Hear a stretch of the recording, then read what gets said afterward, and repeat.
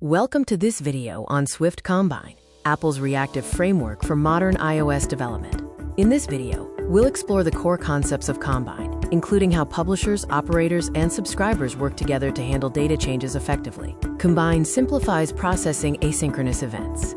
Whether it's API responses, user inputs, or timers, the Combine approach replaces traditional callbacks with a clear reactive flow. A publisher emits events, operators process them, and a subscriber updates the UI. The architecture relies on four main pillars. The publisher emits values, the operator transforms those values, the subscriber receives them, and the subscription manages the link and demand between the two. This makes data flow deterministic and predictable. To manage subscriptions, we use AnyCancellable. When a subscriber is created, storing it in a set of AnyCancellable objects ensures the subscription's lifetime is tied to the owner, automatically canceling the stream when it's no longer needed. Subjects are powerful because they act as both a subscriber and a publisher. PassthroughSubject is ideal for simple events, while CurrentValueSubject is perfect for maintaining and replaying state, as it always keeps the latest value ready for new subscribers. Operators give Combine its real power.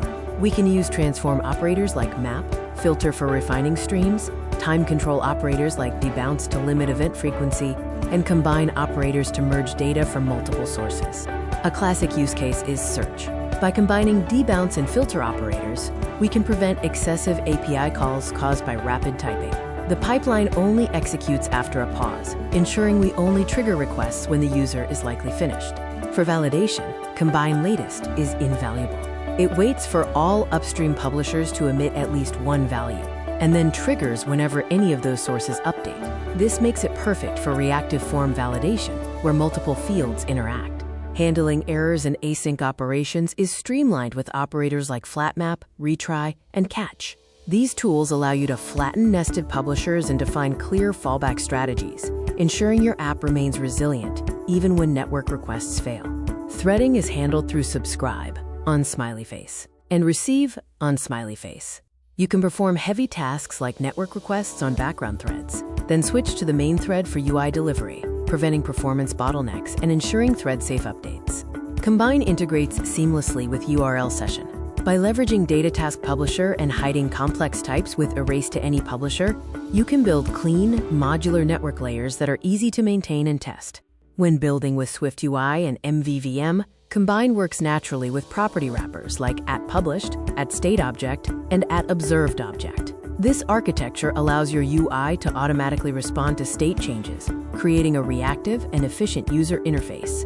Combine is also excellent for BLE and IoT. Because hardware devices naturally produce continuous streams of events, we can map those delegate callbacks into a Combine pipeline, turning physical signals into reactive, manageable UI state.